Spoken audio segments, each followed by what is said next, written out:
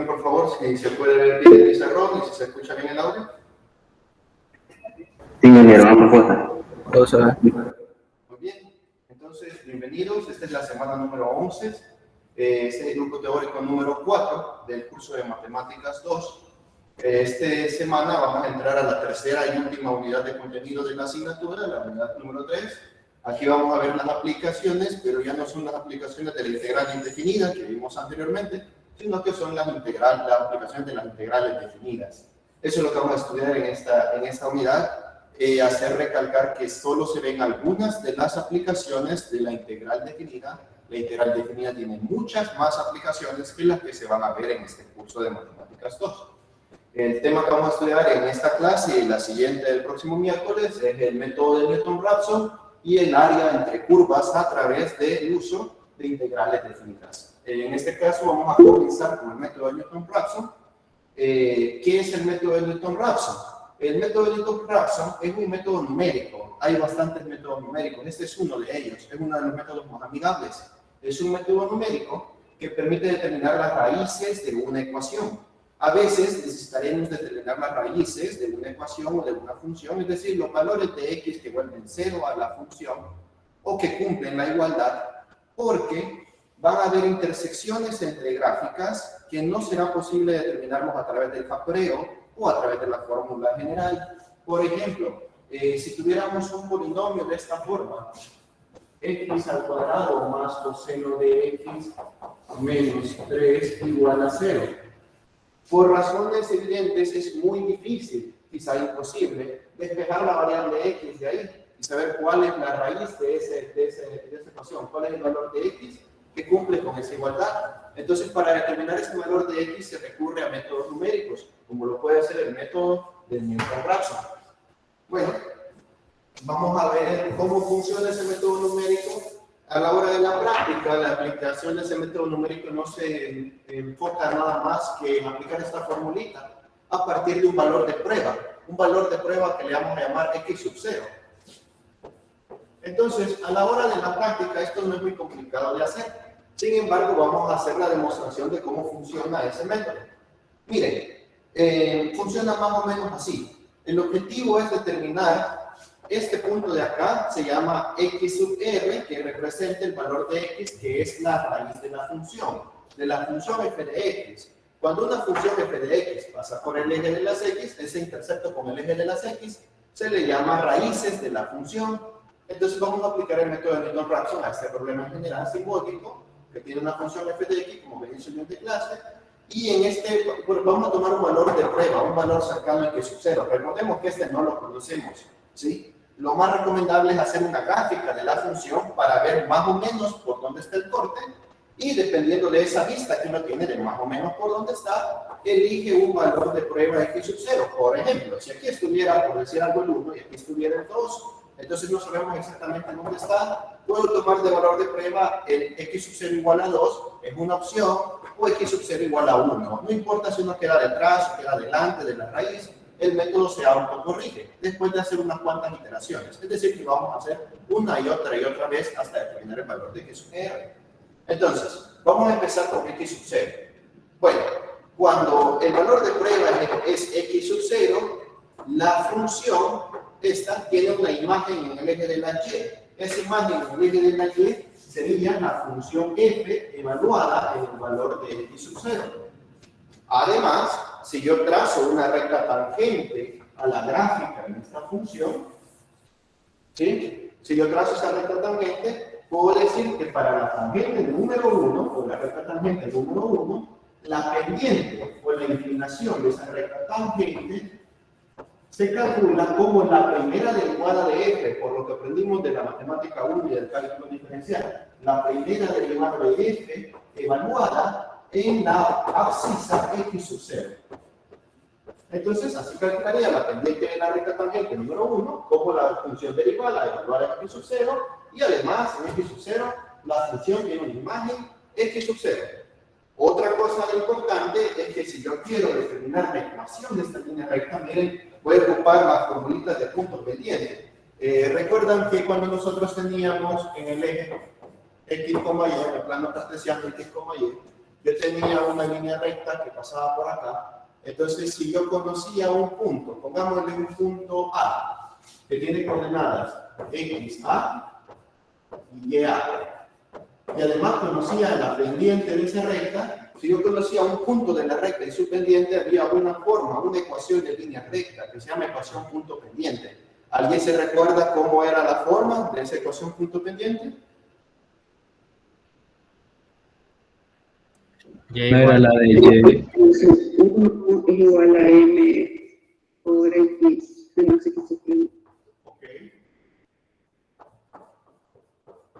Exactamente, así es. Le llamamos que menos Y1 es igual a la pendiente de la recta por X menos X1, donde X1 y Y1 era el par ordenado que conocíamos. Para no confundirnos con estas X que están acá, que tienen el número 0, 1 y 2, entonces en vez de llamarle Y1 y X1, vamos a llamarle Y del punto A y X del punto A. Entonces sería la coordenada Y del punto A que conozco menos la coordenada X del punto A que conozco. Así lo trabajaríamos.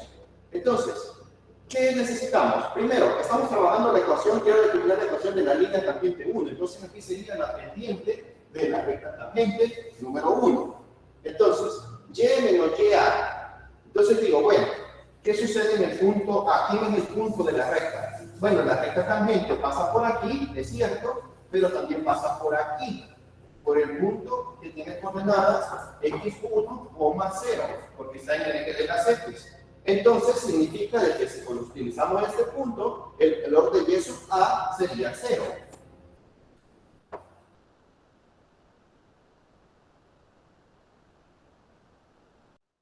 Sería X1. ¿Qué es el valor? Que miren cómo se van moviendo los valores, se van acercando al valor de X real, o sea, al valor de X raíz. Entonces me quedaría así. Bueno, ¿quién es Y? O bueno, voy a hacerlo mejor así, miren. Lo voy a hacer mejor así, para no complicarme tanto. Porque después me complicaré un poquito con el álgebra. Voy a hacerlo pasito a pasito.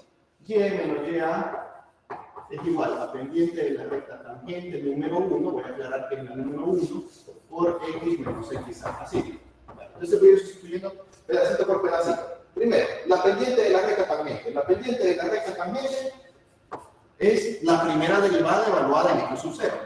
La primera derivada de F evaluada en X sub 0. Esa es la pendiente de la recta tangente número 1. Luego, la imagen de la función, ¿sí?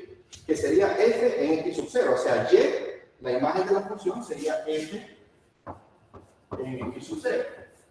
Y ahora sí, ese valor de A, y eso A dijimos que era 0, ¿no? Porque la recta tangente pasa por el punto X1,0 y ese dijimos que era X sub 0. Este sería X sub 0, entonces quedaría así. F menos 0 igual pendiente de la recta tangente por X. Además, también pasa por el punto X1. Permítanme, que aquí hay una pequeña confusión. Déjenme revisar algo.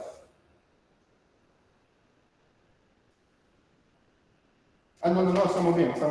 Dijimos de que esta pasa por el punto X1. Entonces, X1 menos X sub 0. Fíjate que aquí estaba sustituyendo 0, pero no. Vale.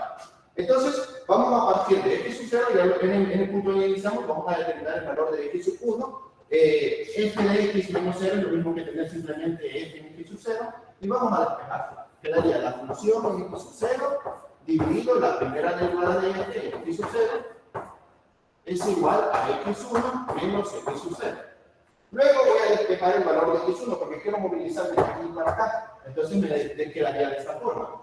X1 es igual a X sub 0 menos la función X sub 0 entre su derivada. Así. Voy a hacer lo mismo, pero ahora para determinar el valor de X sub 2. Entonces, el valor de X sub 1, a partir del valor de X sub 1, yo obtengo la recta tangente número 2. Esta recta tangente número 2, al evaluar en X sub 1, entonces yo tengo aquí la imagen de F evaluada en X sub 1. Vale. Y voy a hacer lo mismo. Y menos Y sub A es igual a la pendiente de la recta tangente número 2 por X menos X sub A. X sub A. Muy bien. Entonces siempre paso a paso. Vale, tendríamos así. La pendiente de la recta tangente número 2 debería de ser entonces, esta que está aquí, la pendiente debería de ser pendiente de la recta tangente número 2. Tiene que ser la misma primera derivada, pero ya me va a dar en x sub 0, en x1. Entonces tendría primera derivada de f evaluada en x sub 1. Aquí tendría x, vaya, el valor de x. El valor de x sería, pasa por el punto x1, f de x1. La imagen de la función sería f en x1. El punto ya, que sería este, también tiene coordenadas x2, 0. Muy bien. Entonces vamos a cambiar el valor de y sub a por 0. Y nos quedaría acá la diferencia, el valor x sub 0 menos x sub 1 menos x sub 2. ¿Sí? O sea, el punto donde está la recta tangente, donde está hablando de la recta tangente, menos el otro punto por donde pasa. Y aquí despejamos f en x1 entre la primera derivada evaluada en x1 es igual a x1 menos x2. Despejando para x2, tendría que x2 es igual a x1 menos la función en x1 entre la función derivada en x1. Entonces, si se fijan, ya hay una especie de patrón.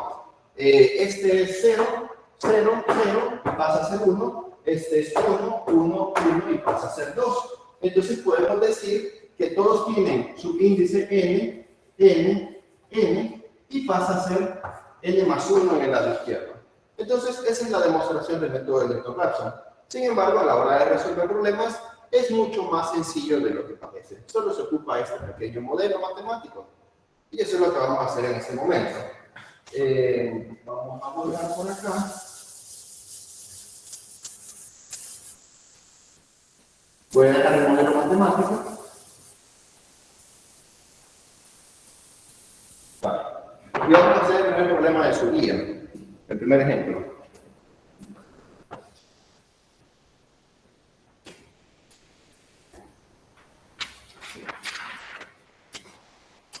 Él le dice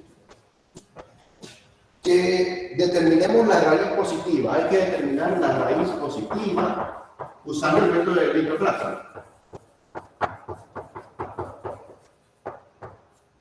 De la siguiente función.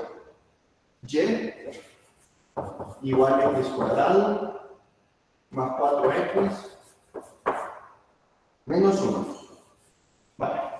Hay dos formas de graficar esta función. Al menos en este caso que es una parábola. Una función cuadrática siempre es una parábola.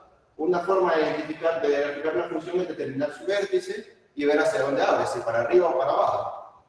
Para determinar su vértice hay que lograr formar un trinomio cuadrado perfecto en estos términos. Sin embargo, no lo logramos por el menos 1. Así que tenemos que utilizar el valor de 4 para completar cuadrados. Miren, la mitad de 4 le saco la mitad de 4 son 2, y este 2 lo elevo al cuadrado.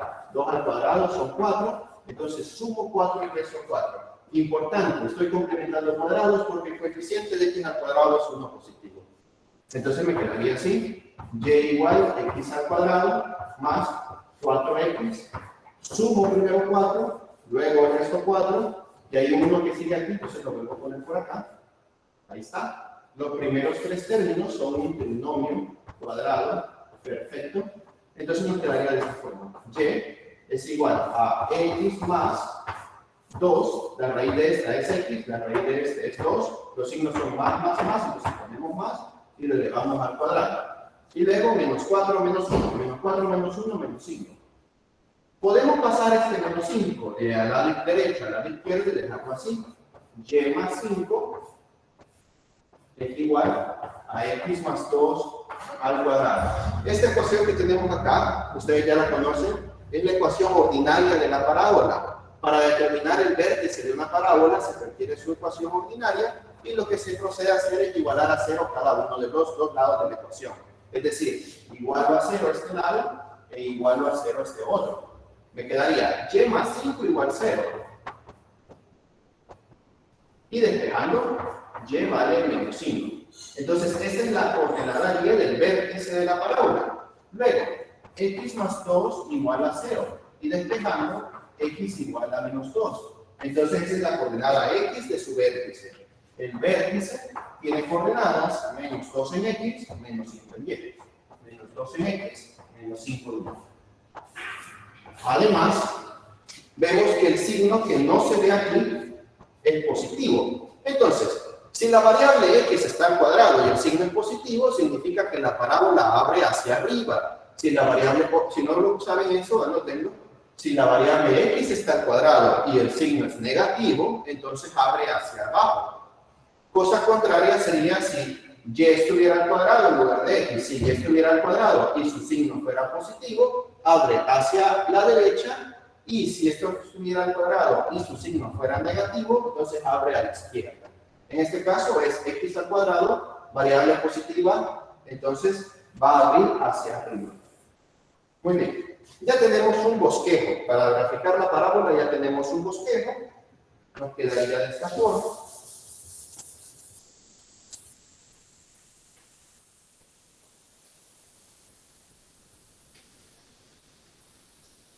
Nos quedaría más o menos así. Vale. Vamos a plantear un plano cartesiano. X, y, eje X.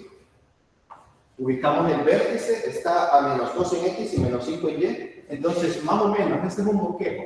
Menos 2 en X, menos 5 en Y. Entonces, más o menos, está por aquí.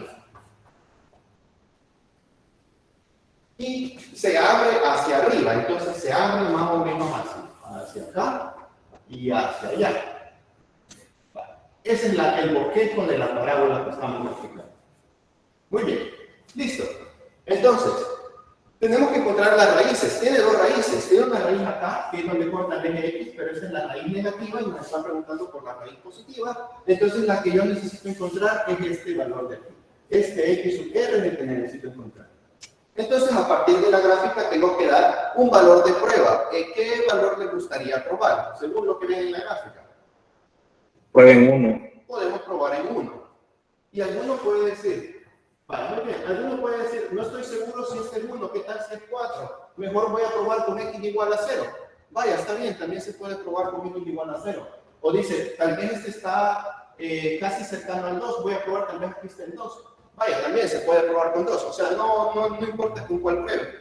Lógicamente, si no vamos a hacer exageraciones. O sea, si está por acá, no lo voy a probar con 55, porque entonces se me van a hacer muchas iteraciones. O mucho menos me voy a probarlo con menos 30 o algo por el estilo, ¿no? Vamos a buscar un valor más o menos cercano, donde le veamos al ojo. Vale. ¿Cómo determinamos las raíces de una ecuación? Miren, esta función tiene la forma y igual a x cuadrado más 4x menos 1. Los cortes con el eje de las x, es igual a la variable y, esto se iguala a 0. Para encontrar los cortes con el eje x, la variable y es igual a 0.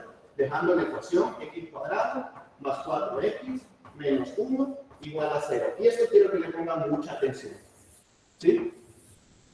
Cuando vayamos a encontrar áreas entre curvas, vamos a encontrar áreas entre curvas en las que no podemos despejar, ¿sí? En que no podemos despejar fácilmente. Vamos a igualar a 0 la ecuación para poderla resolver, ¿de acuerdo? Así como está aquí. Entonces, vamos a dejar esa ecuación igualada a 0. Esa tiene dos raíces, ¿sí? Se podría resolver por la fórmula cuadrática, pero lo vamos a hacer a través de Newton-Raphson. Y además, no me interesan las dos raíces, solo me interesa aquella, la positiva. Entonces, ¿qué vamos a hacer? Vale, primero, lo que quede igualado a 0, eso le vamos a llamar f de x. El lado que quede igualado a 0 le vamos a llamar f de x. Entonces quedaría f de x es igual a x al cuadrado más 4x menos 1. Y vamos a derivar esa ecuación, porque necesitaremos su función derivada. Entonces la derivada de f de x sería, eso es sencillo, 2x más 4. Esas dos herramientas vamos a utilizar, f de x, que es el lado de la ecuación que queda igualado a 0, y f' de x, que es la derivada de ese lado de la ecuación que queda igualado a 0. Y vamos a empezar a probar con x sub 0. X sub 0 igual a 1. Muy bien. Entonces, Voy a sustituir 0 en lugar del subíndice n, dejando la fórmula de esta manera. X, cambiando la n por 0, 0 más 1 es igual, cambiando la n por 0, x sub 0 menos la función original, f evaluada en x sub 0, cambiando la n por 0, entre la función derivada evaluada en x sub n, o sea, en x sub 0. Muy bien, eso vamos a hacer. Vamos a empezar a sustituir. Vaya, x, 0 más 1, 1. Entonces estoy encontrando el valor de x1. Estoy encontrando aquel que se movía y que se acercaba a la raíz. Cambiamos el valor de x sub 0. ¿Quién es el valor de x sub 0? Es 1. Menos la función original, o sea, está aquí, pero evaluada en x sub 0. Evaluada en x sub 0 significa la función original evaluada en 1. X sub 0 vale 1. Dividido entre la derivada evaluada en x sub 0, es decir, evaluada en 1. Entonces aquí pueden hacer este paso o a lo mejor lo meten en la regla de asignación. Es cuestión de gustos. Aquí lo estoy haciendo paso a paso para que lo entendamos. 1 menos, vale, voy a meter la regla de asignación. La regla de asignación de f de x es esta de aquí, entonces voy a meter 1 al cuadrado más 4 por 1 menos 1 entre la derivada, la regla de asignación de la derivada. 2 por 1 más 4. Ayúdenme ahí, por favor. Esto obviamente con calculadora, ¿sí? No a mano. ¿Cuánto da el valor de x sub 1 con 4 decimales?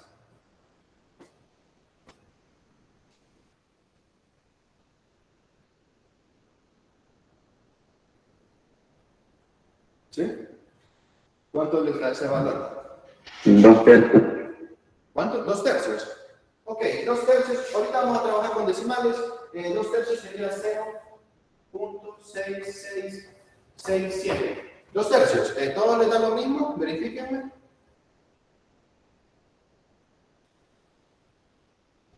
¿Sí? ¿A todos les da lo mismo? A mí me da un tercio. Un tercio. O sea, Igual a mí me da un tercio. ok, entonces 0.3333. Vale, tenemos que iguales para que no nos equivoquemos. 0.3333. Muy bien, o un tercio. Meten un tercio o 0.3333. El objetivo es ver dónde se va a repetir este valor. Vale, esa es la primera iteración. Determinar el valor de x1 es la primera iteración. Ahora voy a determinar el valor de x sub 2. Entonces la fórmula se va a reescribir de esta manera, ya vamos a ver. El valor de x sub 2 no sería otra cosa más que el valor de x sub 1 menos la función original evaluada en x sub 1 entre la función derivada evaluada en x1. Entonces quedaría así. El valor de x1 ahorita lo voy a meter como un tercio, pero si quieren lo meten como 0.333. Para escribir menos yo voy a poner un tercio. Menos la regla de asignación de la función original. X al cuadrado, es decir, un tercio al cuadrado, más 4 por x, es decir, 4 por un tercio, menos 1, dividido 2 por x, o sea, 2 por un tercio, la regla de la derivada, más 4. ¿Cuánto da este valor de x sub 2? Si les da fraccionario, me dicen cuánto es fraccionario y me dicen también cuánto es el decimal.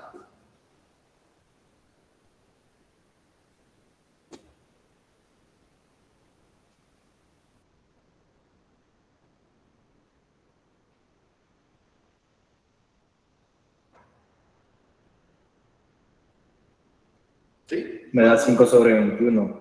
5 partido 21, ¿ok? ¿Y en decimal cuánto es esto? ¿Con de 4 decimales? 0.2380. 2380. Muy bien.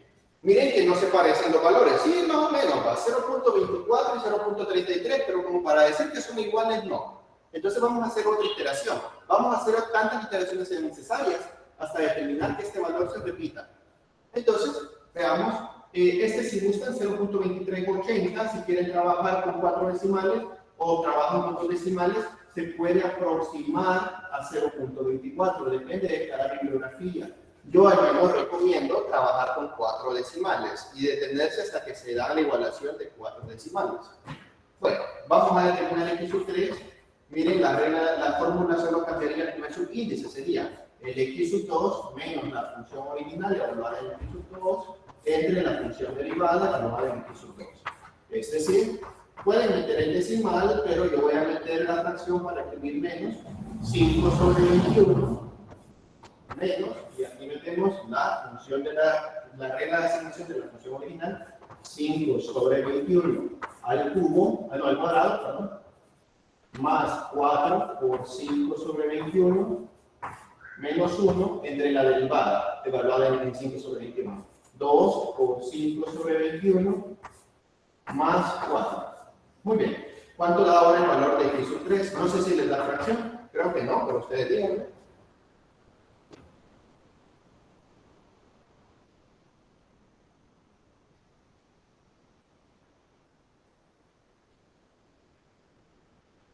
¿Sí? ¿Cuánto les da el valor de x sub 3? Da 0.236. 0.236. 60. ¿Así? ¿O cuánto tú decimas?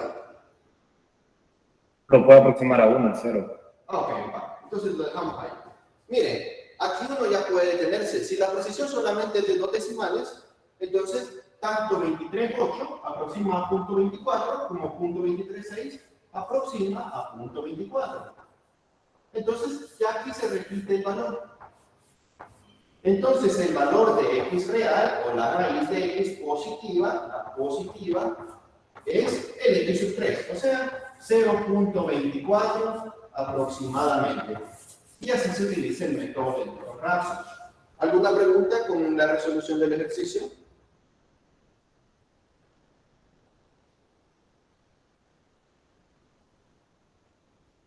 ¿O no hay ninguna pregunta para poder continuar?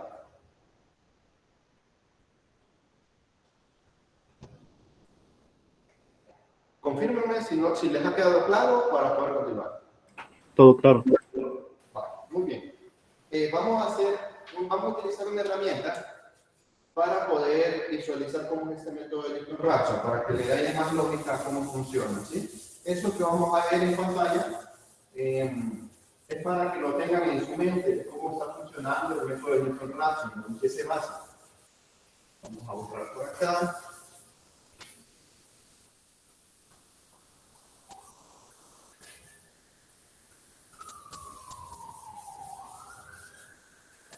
Es algo así.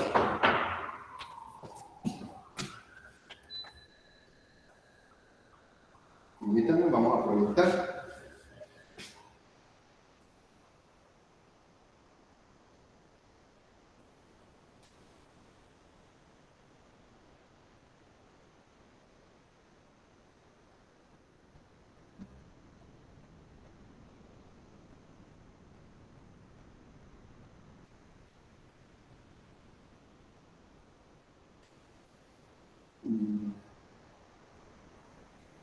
Ahí está.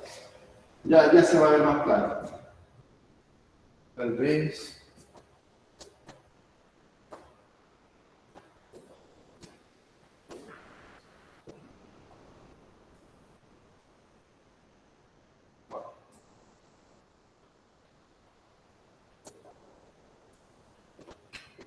¿Ven claramente la proyección que está aquí en pantalla?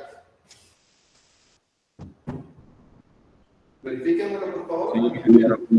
Sí, va, muy bien. Miren, funciona más o menos así. Vean la línea amarilla. La línea amarilla es la recta tangente a la gráfica. Esa gráfica que tenemos es exactamente la de la curva. Este valor que está aquí, voy a manchar la proyección un ratito. Este valor que está aquí es el valor de x real. O sea, es el punto R con coordenadas 0.24,0. Aquí está el punto 1 donde empezamos. Aquí está el punto 1 con coordenadas 1 en x. Empezamos con 1 en x y da 4 en y, por si se lo preguntaban, da 4 en y. Aquí está el vértice de la parábola. O sea, que el vértice con coordenadas menos 2,5. Vale. Así serían las cosas. Entonces, vamos a movilizar. Este es un un deslizador que permite deslizar valores de la recta tangente de aquí hasta acá para que veamos cómo se mueve. Vale.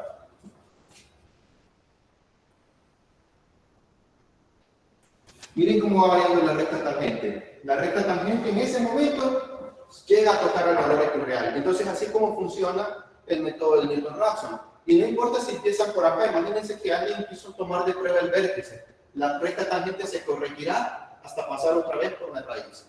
¿De acuerdo? Entonces, vamos a pausarlo. Cuando estábamos en 1, estábamos aquí, más o menos aquí. Ahí estábamos en el punto x igual a 1 y podemos ver cómo la recta tangente casi pasa por este punto. Entonces, lo que sucede es que al darle más y más valores, este resultado del método de Newton-Raphson convierte en la raíz de la solución. Entonces, cuando le damos el valor de 0.24, que es el que encontramos nosotros, sucede eso, que la recta tangente pasa por acá. Y por más valores que uno le dé, como converge, así como las integrales impropias convergen en este valor, siempre va a seguir dando punto 24, punto 24 y punto 24. Entonces, así es como está funcionando el método de Newton-Raphson. ¿Hay alguna pregunta con respecto al método, a su teoría o algo? Ingeniero, disculpe, una duda. ¿Verdad que para utilizar este método se necesita sí o sí graficar? No es que se necesite sí o sí graficar, es una recomendación. Se recomienda graficar porque así uno sabe más o menos. Si se fijan, yo hice la gráfica sin ver programas ni nada. Solo hice la gráfica y yo creí que más o menos el 1 anda por aquí. ¿Ven? Entonces, no es necesario graficar, es una recomendación para que uno no pruebe cualquier valor a lo loco, digamos, y luego se pierda mucho tiempo con muchas iteraciones. Entonces, es una recomendación. Sin embargo, otro método que yo les recomiendo, ¿sí? Si en caso ustedes dicen, no, la gráfica de esto está muy complicado, no me voy a meter ahí, pueden hacerlo así, ya les digo.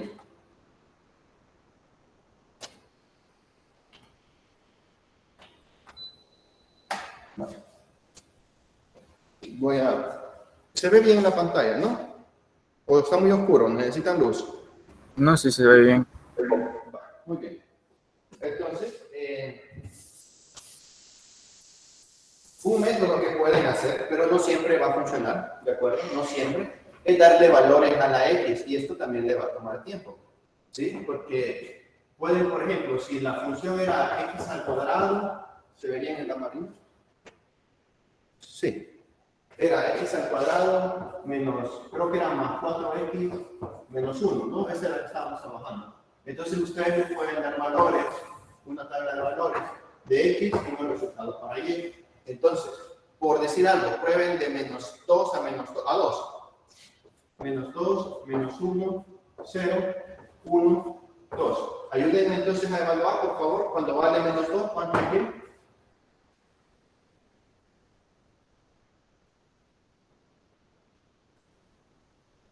Bueno, creo que eso no está tan complicado. Sería al 4, menos 8, menos 9. Sería menos 5. Menos 5, ajá. Con menos 1 queda 1, menos 4, menos 1, 4. Menos 4, ¿no? Con 0 queda menos 1. Con 1 quedaría 5, menos 4, 1. Con 2 quedarían 4 y otro. Ingeniero, con 1 queda 4. Ah, con queda 4, sí, ¿verdad? Con 1 queda 4, sí, correcto. 4. Con 2 quedarían 4 y 4 por 2 son 8, o sea, 4 y 8 son 12 menos 1, 11. Vale. Entonces, miren, hay un patrón en los signos. Hay un patrón, la variable y, que recuerden que uno va como graficando, ¿no? La idea es que y ya sea 0. La idea es que cuando la gráfica de la parábola pase por aquí, ¿sí? Cuando pasa por aquí, y es igual a 0. Esa es la idea, esa es la raíz. Entonces, la variable y tiene menos 5, menos 4, menos 1 y 4. En esta frontera hay un cambio de signo. ¿Sí? Hay un cambio de signo. Pasa y de ser negativo a ser positivo. Eso significa de que en algún momento tuvo que llegar a ser 0. ¿De acuerdo? Para pasar de menos 1 al 4 tuvo que pasar por el 0, porque el 0 está entre los negativos y los positivos.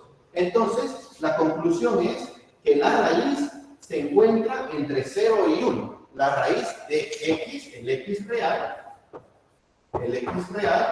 debe de encontrarse o pertenecer a un intervalo abierto entre 0 y 1. Entonces ya pueden decidir también qué valor de prueba voy a tomar. ¿Puedo tomar el 0 o puedo tomar el 1? Es otra forma de trabajar ese método de Newton-Raphson. La parte de la gráfica no es obligación hacerla, pero es una recomendación, porque a veces posiblemente no haya un cambio de signo en ese rango de valores. Tal vez entre menos 10 y 10 hay un rango de signos, o entre menos 20 y 20. Entonces, sale mejor hacer una gráfica para ver por dónde anda ese valor. ¿Queda claro este otro método?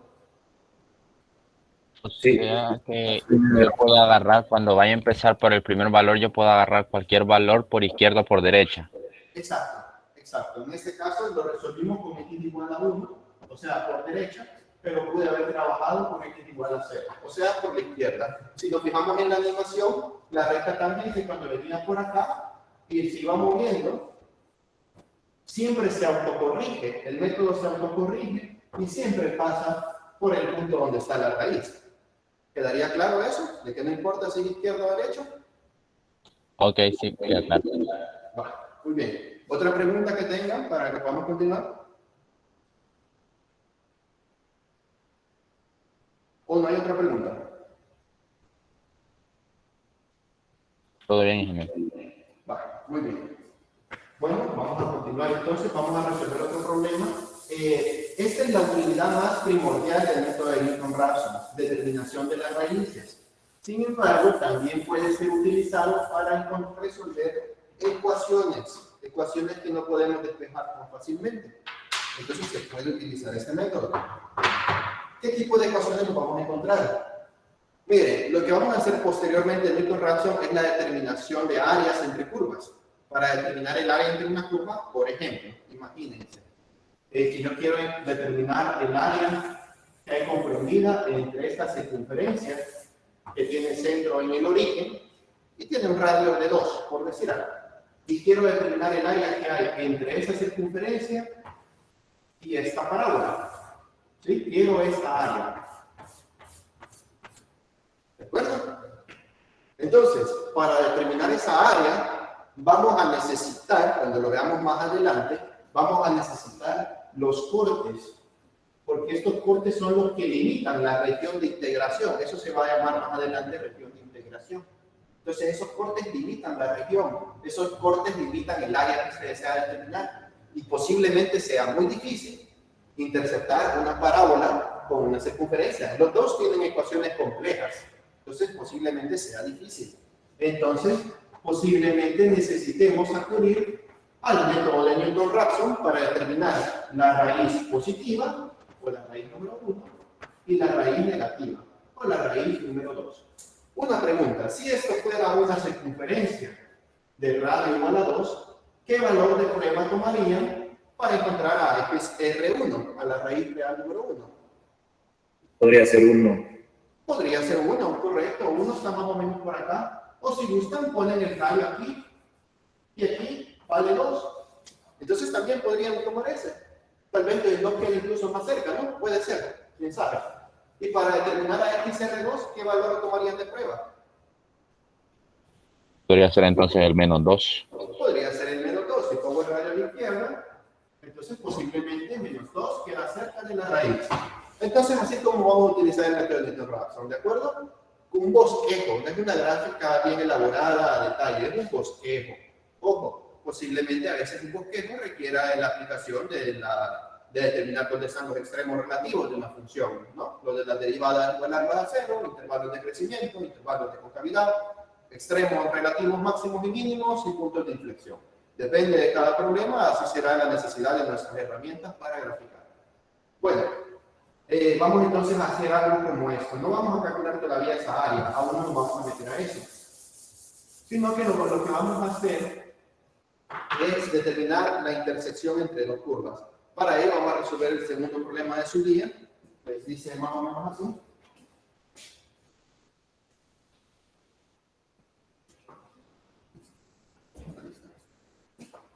Les dice ejercicio 2. que determinemos el corte, hallar el valor de x del punto de intersección, o sea, hallar el x real por la raíz del punto de intersección de la gráfica y igual exponencial a la x y la gráfica y igual a 4 menos x. Vale, muy bien. Pregunta, ¿qué tipo de función es esta? ¿Cómo se llama esta función? Exponencial. Correcto. ¿Recuerda más o menos cómo es la gráfica de la exponencial? Es como que fuera una L para arriba. Ajá, más o menos, cabal. Es como un tobogán que va de subida, algo así lo veía yo. Pasa aquí con una asíntota. ¿Cómo pasa con la asíntota? Es igual a 0, ya que la exponencial nunca toma el valor de 0. Incluso si x da el valor de x igual a 0, la exponencial pasa por y igual a 1. La exponencial a la 0 es 1. Entonces pasa por este punto. La función exponencial viene así, tratando de alcanzar al eje x desde el menor infinito, pero nunca lo alcanza. Y empieza a crecer así exponencialmente. Entonces, esa es la gráfica de la función exponencial. Y igual exponencial a la x. Es un bosquejo, recordemos, no es necesariamente la gráfica exacta. Y la otra de aquí, ¿qué función es esta? Es una lineal. Es una lineal, es una línea recta.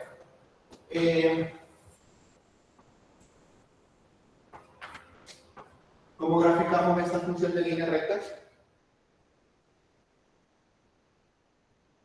Nos tendríamos que ubicar en y igual a 4 y tendríamos que bajar una unidad y desplazarnos una unidad para la derecha.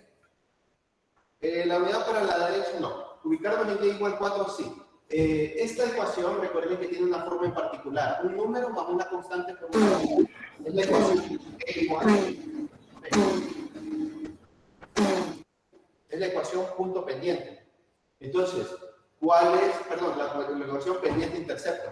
¿Cuál es la pendiente de esa gráfica, de esa línea recta? Menos x. Menos x, realmente es menos 1. ¿Sí? La pendiente de esa línea recta es menos 1. Entonces, primero, como es una pendiente negativa, la gráfica debe llevar esta tendencia, ¿de acuerdo? Como de bajada. Imagínense que una persona viene caminando de izquierda a derecha, entonces a él le tocaría bajar esa cuesta. Además, al ser numéricamente igual a 1, esta pendiente tiene un ángulo de 45 grados o pi cuartos radianes. ¿Sí? ¿Por qué? Porque recordemos que en matemáticas 1 decíamos que la pendiente era la tangente de teta. Entonces, si la pendiente es la tangente de teta, significa que si la pendiente vale 1, teta sería la tangente inversa de 1, es decir, 45 grados. Va. Entonces, tiene que ser una ecuación de esa forma. Y su intercepto, B, es igual a 4, o sea, pasa por el eje Y en Y igual a 4. Entonces, quedaría así. Aquí pasa por 4, la línea recta viene así, a 45 grados, más o menos. Y de hecho, aquí también pasa en 4, ¿sí? Porque para que quede a 45 grados, tiene que tener catetos iguales. ¿Queda claro entonces la gráfica de y igual a 4 menos x? Sí, todo bien. Sí, sí. Entonces, eso lo pueden hacer ustedes si van aprendiendo. Ya si están listos, pueden hacerlo ya de un solo, sin separar una gráfica de la otra, de un solo en un solo gráfico. Miren, si yo agarro esta recta y la pongo aquí, más o menos va a cortar así. ¿De acuerdo? Más o menos. Entonces, haciendo esto en un solo plano coordenado, x, y, tengo la exponencial, tengo la línea recta, que viene más o menos así. Vaya.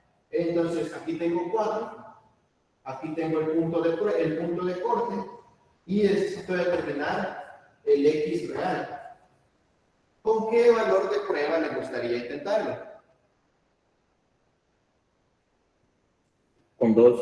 Con 2, va. Más o menos en la gráfica veo que anda por la mitad. Entonces, nuestro valor x sub 0 de prueba que sea 2. Muy bien, así como se hace. Por eso la gráfica a veces es más fácil hacer la gráfica que la tabla. Porque la gráfica a veces no es tan complicada, no requiere tanto detalle. Solamente necesitamos más o menos trazarlo y ya después tenemos más o menos dónde está la intersección. Vale. Entonces, vamos a recordar que esta se llama y igual exponencial a la x y y igual 4 menos x. ¿Cómo encuentro el punto de intersección entre dos funciones? ¿Se recuerdan de la matemática 1 cómo hacíamos? Las puede igualar las dos. Las igualábamos, ¿no? En ese punto, tanto x como y es igual en ambas funciones.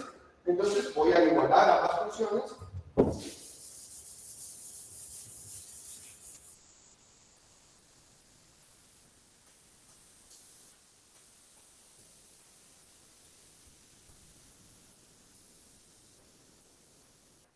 Miren, voy a hacer la igualación. Por conveniencia parece más fácil igualar que. Entonces voy a hacer que y sea igual a y. La y del primero sería la exponencial a la x es igual a la y del segundo, que es 4 menos x. Si observamos, tenemos una ecuación con una incógnita, que es la letra x. Está difícil despejarlo, ¿sí? Está difícil. Si yo aplico el logaritmo natural de este lado para cancelar a x, no saco de nada aquí. Me quedaría el logaritmo natural de 4 menos x. ¿Cómo saco la x ahí? ¿Cómo paso las x a un solo lado de la ecuación? Es muy difícil despejar. Entonces, lo que voy a recurrir es a un método numérico. Ese método numérico es el de Newton-Raphson. Y recuerdan que le dije, recordemos algo que hacíamos allá, algo muy especial que hacíamos con la igualación. ¿Se recuerdan?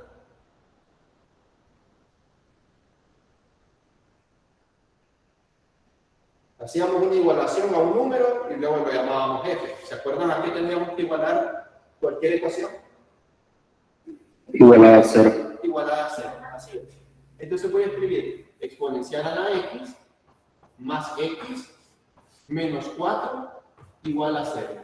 Y esto que está aquí es como encontramos las raíces del problema anterior. Y cuando encontramos las raíces del problema anterior dijimos que lo que quede igualado a 0 le vamos a llamar f de x. Entonces tendríamos que f de x es igual a exponencial a la x más x menos 4 y su derivada sería derivada del exponencial, la misma exponencial, más la derivada de x1 menos la derivada de la constante 0.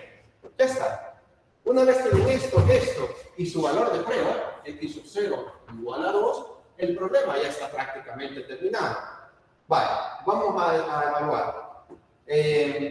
La fórmula general del teorema de Newton-Raphson es x sub n más 1 es igual a x sub n menos la función original evaluada en x sub n entre la función derivada evaluada en x sub n. En este caso estamos empezando con n igual 0. Este es el valor de n que estamos tomando. Entonces, x 0 más 1 es igual a x sub 0 menos f en x sub 0 entre f' en x sub 0. Inmediatamente, ustedes también pueden ponerle un solo x1 igual a x sub 0. Todo lo del lado derecho con x sub 0. Entonces quedaría así. X, 0 más 1 es 1, entonces el primer valor, x sub 1 de la primera iteración sería x sub 0, pero x sub 0 vale 2.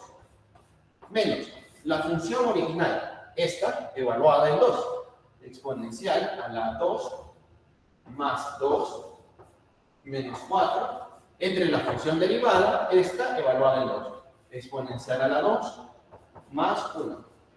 ¿Cuánto da entonces el valor de x sub 1, señores?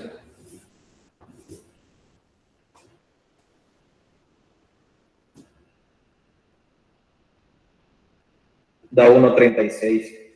Vaya, trabajemos con 4 decimales esta vez, 1.36, ¿qué más? Ah, perdón, sería 1.3576. Ok, 3576. 3576. Muy bien, vamos a calcular ahora. Obviamente no nos dio el mismo 2, era muy difícil que adivináramos la raíz. Pero vamos a volver a hacer una iteración, pero con x igual a 1.3576.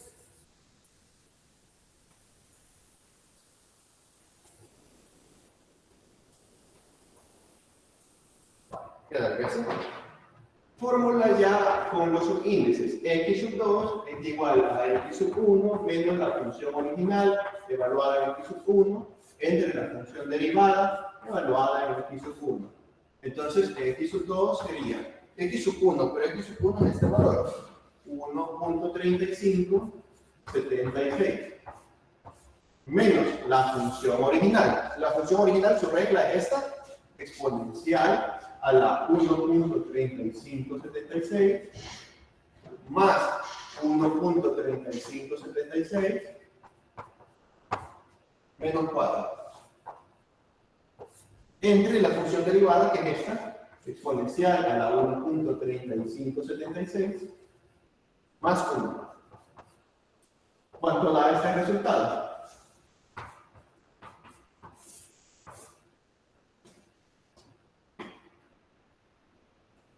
¿Cuánto da?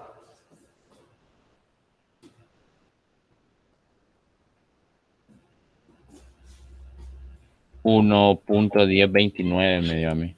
1.1029. Muy bien. Vemos que no es el mismo, por lo tanto tenemos que seguir continuando. Sin embargo, ya se parecen un poquito. Ya significa que es una señal de que ya quedan estas iteraciones para terminar. Voy a hacer la X3. Miren, no es necesario que pongan los subíndices. Si ustedes ya manejan la fórmula, simplemente copiar y pegar esto aquí, pero cambiando este valor, todos los que digan 1.35 por este valor. Entonces quedaría así. 1.1029 menos, copiar y pegar lo que estoy viendo ahí arriba, exponencial a la 1.1029 más 1.1029 menos 4 entre exponencial 1.1029 más 1. ¿Cuánto da el valor de X3?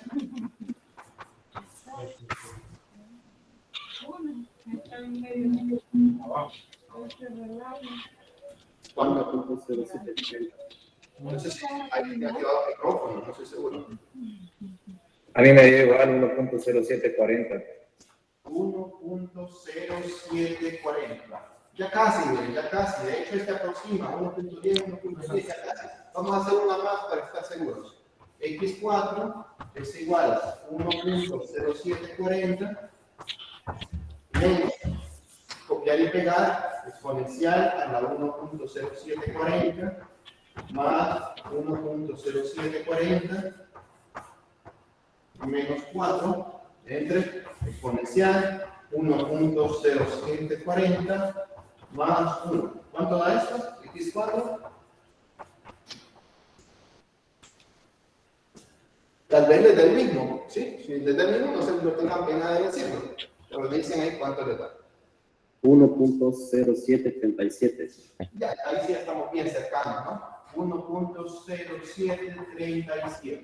Esto sí hasta aproxima a 4. Entonces ya terminamos de iterar. Salieron 4 iteraciones, pero 4 iteraciones no implica mucho trabajo. Miren, solo cambiamos el numerito y ya estuvo. Entonces, en la intersección sería 1 con 2 decimales, 1.07, o si gustan hasta con 4, 1.074. Perdón, con 3 decimales. Ya está la respuesta. ¿Dudas con el procedimiento ya no para encontrar raíces, sino para encontrar cortes entre funciones?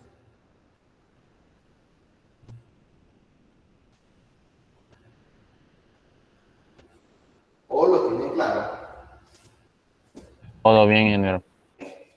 Muy bien. Entonces, eso es el método de Newton-Raphson. Ya terminamos la teoría de Newton-Raphson y algunos ejercicios. No es un método muy complicado, es uno de los métodos numéricos, como les mencionaba, de los más amigables que tenemos en nuestro mercado de las matemáticas. Entonces, vamos a entrar al siguiente tema. Lo vamos a comenzar, ¿sí? Solo lo vamos a comenzar porque el tiempo no nos va a dar para resolver problemas, eso lo hacemos en la siguiente clase. Disculpe, ingeniero, antes que comience otro tema, disculpe la interrupción, pero mañana toca la evaluación presencial y yo soy del grupo de discusión número 38, pero al entrar en la lista yo no aparezco. Sí, fíjate que ahí no estoy seguro. Lo más probable es que se tendría que hablar con el coordinador de la cátedra. Pero como estas sesiones son grabadas, no sé si tienes problema y lo podemos verificar cuando termine la sesión. Bueno, cuando termine la sesión le recordaré. Sí, correcto. Bueno, vamos entonces a continuar con el con el tema de áreas entre curvas. A mí no me gusta verlo directamente como áreas entre curvas, sino que me gusta verlo como áreas por encima o por debajo del eje X, a la derecha, a la izquierda del eje Y, y luego áreas entre curvas. áreas entre curvas que se pueden hacer con X o se pueden hacer con Y. Ya vamos a ir viendo poquito a poquito para que no nos confundamos. Vale. Primero, ¿qué es la integral definida? ¿Cuál es su aplicación principal? Esta sí la tienen que saber sí, porque aquí todos los matemáticos y todos los ingenieros sabemos cuál es la aplicación de la integral definida más básica, la aplicación geométrica. Y la aplicación geométrica más básica de la integral definida es la determinación de áreas bajo la curva. Entonces, esas curvas pueden ser complicadas, pueden ser curvas que nosotros tal vez no sepamos cómo calcularlas o no sea posible calcularlas a través de áreas de figuras conocidas como rectángulos o triángulos o circunferencias, sino que son áreas complicadas. Entonces, miren, voy a poner el tema, ¿no? Áreas, le voy a poner solo áreas, que ustedes ya saben que es área bajo la curva. Muy bien. Voy a poner un ejemplo general. Miren, aquí tenemos el eje X, el eje Y, y tengo una función complicada de esta manera. Esa es mi función f de X. Y yo necesito, por alguna razón, ¿sí?, de la vida, necesito determinar el área que está comprendida de aquí hasta acá. ¿Cómo le vamos a hacer? No puedo meter aquí un rectángulo, por ejemplo, y luego sumo otro rectángulo, porque no voy a llegar a la misma área que está ahí. Entonces, ¿cómo le voy a hacer para determinar el área comprendida entre valores de A y de B bajo la curva de f de X? Esa área que está achurada en la figura. Va. Miren, funciona así. Voy a colocar un rectángulo chiquitito, delgado, ¿sí? Alto, pero muy delgado. Vale. Eso. Ese es un rectángulo. Aunque aparentemente solo es una línea, realmente es un rectángulo con un espesor muy pequeño. Pero para motivos didácticos no me sirve, porque no se ve el espesor. Bueno, está bien. Lo voy a hacer un poquitito más grande. Ahí está. Va. Ojo, que ese rectángulo, quiero que quede claro que está ubicado a una posición X arbitraria, ¿sí? No vamos a considerar que su esquina izquierda está en una posición, digamos, X1 y que su esquina derecha está en una posición X2. No lo vamos a trabajar así, porque lo hemos hecho de dimensiones exageradas. ¿Sí? Eso es exageradamente grande, debería de ser nada más una línea. Esta es la forma original del rectángulo que he dibujado, esta es la forma original, esa línea. Entonces aquí lo he hecho de manera más grande solo por motivos didácticos, pero que se entienda que ese rectángulo está ubicado a una coordenada X arbitraria. Esa coordenada puede ser ahí o podría ser aquí, ¿sí? Podría ser aquí o podría ser aquí también. Entonces por eso le llamamos X arbitraria. Y ahora, ¿cuál será la altura de ese rectángulo? Miren, el rectángulo toca a la función en este punto, y este punto es la imagen de la función. Entonces, la altura de ese rectángulo es f de X. Su altura de aquí hasta acá es f de X. Esa es la altura del rectángulo. ¿Y cuál es su base? Vaya, su base es muy chiquitita. Aquí se ve muy grande, pero realmente es muy pequeñita. Su base es nada más este pedacito. Y ese pedacito es nada más un pedacito del eje X, un pedacito muy pequeño del eje X. Entonces, cuando nosotros hablamos de pedacitos muy chiquitos, estamos hablando de términos diferenciales, de elementos diferenciales. Por lo tanto, esa base tiene un diferencial de X como base, un pedacito nada más del eje X. Ahora, yo podría calcular, tal vez no el área de toda la figura, pero sí podría calcular el área de este rectángulo, muy chiquito. ¿Sí? El área de ese rectángulo muy chiquitito, lo vamos a calcular por acá. Miren, voy a poner el área de ese rectángulo muy pequeño, es su base por su altura. Su base es diferencial de X y su altura es f de X. Muy bien. Sin embargo, a la hora de ocupar una base tan pequeñita, sí, recordemos que el área es súper pequeñita. El área originalmente es esta línea, que no deja casi nada de área. Entonces, como la base es demasiado pequeña, el área también es demasiado pequeña. Entonces es un elemento diferencial de área. Y ahora voy a reescribir ese elemento diferencial de área como diferencial de área es igual a f de x por diferencial de x. Y voy a integrar a ambos lados de la ecuación. Voy a integrar a la izquierda y voy a integrar a la derecha. ¿Y cómo voy a hacer con el lado izquierdo? Bueno, primero, voy a integrar el área, por ejemplo, desde este rectángulo que no deja nada de área, está justo en la esquina izquierda, desde que el área vale 0 hasta que el área es el área total de la figura, hasta que el área es A. Digamos que A es lo que representa eso. Voy a integrar desde que el área vale 0 hasta que el área vale área total. Entonces, integrando acá, cancelamos diferencial con integral definida y nos quedaría A evaluada desde 0 a A. Entonces, A menos 0 nos queda aquí el área de la figura. El área de la figura va a ser igual a la integral de f de x de x, o sea, la integral de un rectángulo chiquito. Pero yo no quiero nada más el área de este rectángulo. ¿De acuerdo? No quiero nada más esa. Quiero el área de ese rectángulo, quiero el de este rectángulo, que miren qué chiquito está, el de este que está pegadito, y así. ¿Ve cómo estoy coloreando? Estoy coloreando la figura con rectángulos cada vez más y más delgados, pegados uno sobre otro. Esto es lo que hace la integral. Tengan en mente eso cuando resuelvan problemas. La integral colorea, ¿sí? Colorea el área que queda por debajo de la curva y lo colorea apoyándose sobre el eje de las X, ¿sí? Lo puede colorear apoyándose sobre el eje de las X o a partir del eje de las X, o puede colorear también a lo largo apoyándose en el eje de la Y, que ya lo vamos a ver más adelante. Pero entonces, yo estoy calculando no el área nada más de un rectángulo, sino que estoy calculando el área de muchísimos rectángulos, infinita cantidad de rectángulos. Rectángulos que comienzan en A y que terminan en B. Entonces voy a encontrar esa suma infinita de rectángulos desde que la variable X, desde que la variable arbitraria X se mueve, desde A hasta B. Entonces nos queda esta fórmula súper básica del cálculo integral. El área es igual a la integral definida desde un intervalo cerrado A, B de la función f de x con respecto de x. Preguntas. ¿Está claro este concepto de cómo calcula el área con integrales definidas? Sí, ingeniero. Muy bien. Una observación.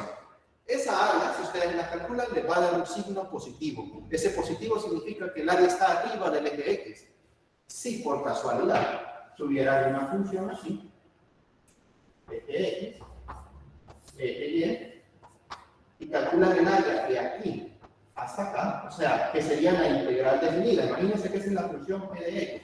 Entonces sería la integral definida de p de x integrado con respecto a x desde que x vale a hasta que x vale b. Desde a hasta b, movilizando los rectángulos en dimensiones exageradas. Entonces, esta área a ustedes les daría un signo negativo. Sí, matemáticamente les va a dar un signo negativo, pero en la vida real las áreas no existen en números negativos. O sea, cuando uno pinta una pared, se ocupan tantos metros cuadrados de pintura para pintarla. Entonces, no existe que voy a ir a comprar menos 15 metros cuadrados de pintura. No funciona así. Las áreas siempre son positivas. Si matemáticamente le da un signo negativo, lo que significa es que esa área está por debajo del eje de las X o que está a la izquierda del eje de la Y, que ya lo vamos a ver también. Con eso quiero terminar la clase de hoy. Pero a la hora de dar una respuesta, el área siempre la vamos a dar con valor absoluto. ¿De acuerdo? El área no tiene signos. ¿De acuerdo? Ni positivo ni negativo. Es un escalar, no tiene signo. Haciendo esta aclaración, hoy voy a determinar cómo calculo el área, pero en función de los ejes de las Y. Miren, si yo tengo un gráfico de esta figura, de esta forma, eje X, eje Y quiero determinar el área de esta campanita, más o menos así, vale. Quiero determinar el área de esa pequeña campana, que es una curva que no depende de X. Esta es una función f de X. Esta no es una función f de X, esta es una función g, que depende de los valores de y. Por ejemplo, si tuviéramos la parábola x igual 4y cuadrado menos 2y, observamos que perfectamente esta x es una función g que depende de los valores de y. Entonces, eso es lo que estoy representando allá. Es una curva que depende de valores de y. Y quiero encontrar el área de esa curva a lo largo o en el intervalo definido de aquí hasta aquí. Desde que y vale C hasta que y vale D. Quiero esta área. Muy bien. ¿Cómo encuentro esa área? Lo voy a hacer con un análisis similar al que hicimos con el eje de las X. Voy a colocar, miren, aquí colocaba rectángulos que se apoyaban en el eje de las X, pues allá voy a poner rectángulos que se apoyan en el eje de las Y. Entonces voy a colocar un rectángulo aquí apoyado sobre el eje de las Y. Y ahí está. Pero es muy delgado, demasiado delgado para explicar. Muy bien, entonces lo voy a hacer con dimensiones exageradas. ¿Sí? Lo voy a hacer con dimensiones exageradas, pero teniendo en cuenta de que esta esquina no cae en un valor y sub 1 y este en un valor y sub 2. No, es un rectángulo demasiado pequeño, pero visto con zoom, visto con acercamiento, con dimensiones exageradas. Entonces, realmente ese rectángulo está en una posición arbitraria, cualquiera, y. Este de aquí está en otra posición arbitraria, y. ¿De acuerdo? Entonces, ese rectángulo que tiene una base súper pequeña, realmente este es el espesor de la base, pero aquí de manera exagerada, este pedacito sería el espesor de la base, es un pedacito del eje de la Y. Entonces, como es un pedacito del eje de la Y, la base sería un diferencial en Y. Y ahora, ¿cuál es su longitud? O su altura acostada. ¿Cuál es su longitud? Esta. Bueno, cuando y es igual a este valor arbitrario, tiene una imagen en X, g de X. ¿Sí? Es parecido a lo que está aquí. Cuando este tiene un valor X, pues este tiene su imagen f de X. Cuando este tiene un valor Y, este tiene su imagen g de X. Entonces, su longitud, su dimensión de aquí para acá es g de X, y su altura o su base de aquí acostada pegada al eje de Y es diferencial de Y. Entonces, el área de este pequeño elemento diferencial o este rectángulo sumamente pequeño se puede calcular. Y diríamos que esa área es igual a la base g de X por su altura diferencial de Y. Pero realmente esa área es muy pequeña. Es esta área, el área que está a la izquierda de esta línea recta. Es súper pequeña. Entonces, debido a que su base es demasiado pequeñita, me produce un área demasiado pequeñita, un elemento diferencial de área. Y si ahora integro ambos lados de la ecuación, voy a integrar desde que el área vale 0 hasta que encuentre el área total, y aquí voy a integrar desde dónde se mueven los rectángulos infinitos. Miren, se mueven desde aquí, le sigue este pegadito y está coloreando. Miren, está coloreando, pero siempre colorea a partir del eje de la Y. Entonces los rectángulos van subiendo en altura, van subiendo desde que Y vale C hasta que Y vale B. Entonces los rectángulos los voy a movilizar desde C hasta D, de abajo hacia arriba, de izquierda a derecha.